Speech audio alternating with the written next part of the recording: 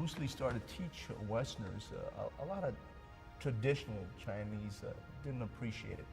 And I can understand that because they always thought if they taught it within the Chinese community, they could control the morality problem. But as Sifu Bruce used to always tell me, he used to say that, you know, morality and good consciousness and all that is not really dictated by race. So he says that he felt there are good people all over, east, west, white, black, brown, it doesn't really matter. So I understand why they did it and to control it, because it is a dangerous art. Martial art can be very, very dangerous.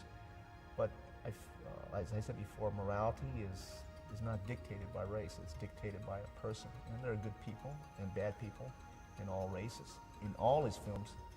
Now, I've sat down before him and I wish I can remember it now, and if I think long enough, you know, I can remember all the details.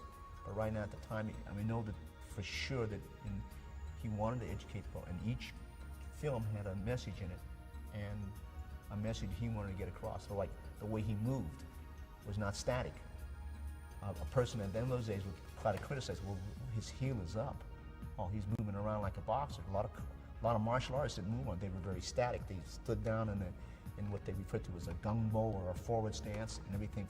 So when people looked at that, was educating them subtly, either consciously or subconsciously. You could say, oh, wait a minute, he doesn't have his hand always at the hip. Sometimes the hand is up.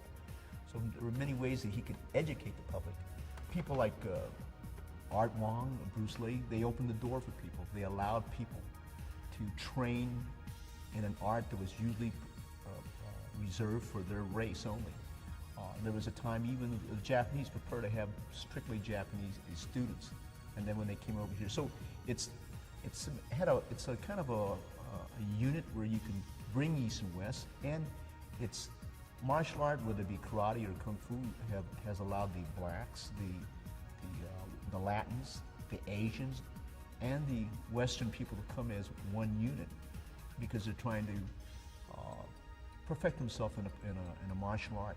So in many ways, it's brought the races together, and particularly in our thing, in Junfang Gung Fu, it has, because we have students of all races. We understand each other. We understand their culture better. It brought even what we refer to as the Eastern Bloc people over. So I think, yes, definitely, it serves as a vehicle to unite people. When I was training with him in '64, it was called Junfang Gung Fu.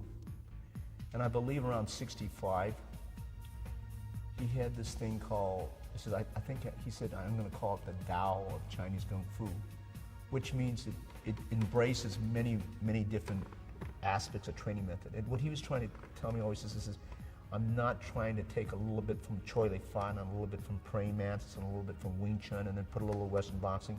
He says, I want to express myself. So what I want to get from this method is the essence. What is the essence of Wing Chun? What is the essence of Chin Na? What is the essence of Western boxing? What is the essence of Choi Li Fan? I'm not copying the techniques, but the essence, why it's good. And he always talked about the essence of it. And I feel that's basically what he was trying to do. So in the Junfang Gung Fu, this is how Jeet Kune Do was evolved. He says, I want to utilize all ways, not just stay within the Chinese method. However, I'm Chinese, and it has a Chinese name, but Jeet Kune Do as a whole was to absorb was literally what is useful, reject what is useful, and add specifically what's your own. That he gave me a book. It was called Sun Ji, The Art of War, and it was for I believe it was for my birthday, and I opened it up, and there was a lot of the things were underlined, and so I thought it was a used book, and he said, no. I said, these things are, and I remember that.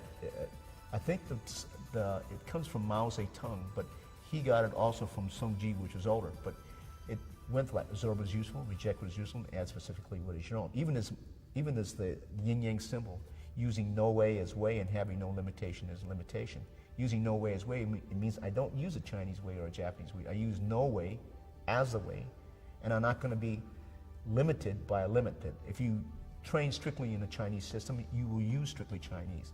Now that's a great culture, great race, But there are things to be found within the Chinese system, and there's things to be found in the Western system, and the African system, and Latin system. They all work, so you're not going to limit it. So Jeet Kune Do came about as a sincere effort to abolish system and style. And then he was going to make it into a style. In about 6 months, he said, no, I made a mistake. If I make it into a style, he says, then it's going to lose the effect. So that's where he came upon that Jun Fan Kung Fu is the base system in which we grow. If you learn Jun Fan Kung Fu personally from Bruce Lee, then he refers to it as the Tao of Chinese Kung Fu. But Jeet Kune Do is man's liberation from system and style. He's truly expressing what works for him. Because what works for one individual, it may not work for another individual. And that's the bottom line. I don't care if your teacher is the greatest fighter, what worked for him may not work for you.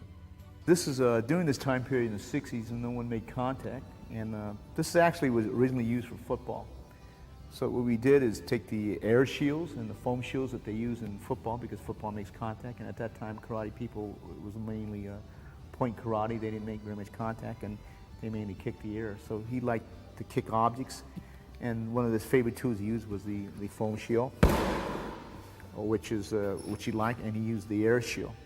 So this was very, very new to the karate world. Now any martial art magazine will sell 2 or 3 different types of this, but at that time period, no one used it. I introduced the air shield to him and the foam shield because he was always looking for different training methods. He wanted to kick it in different surfaces. I said, well, we know we use this in football. We block it. We sometimes hit it, tackle it.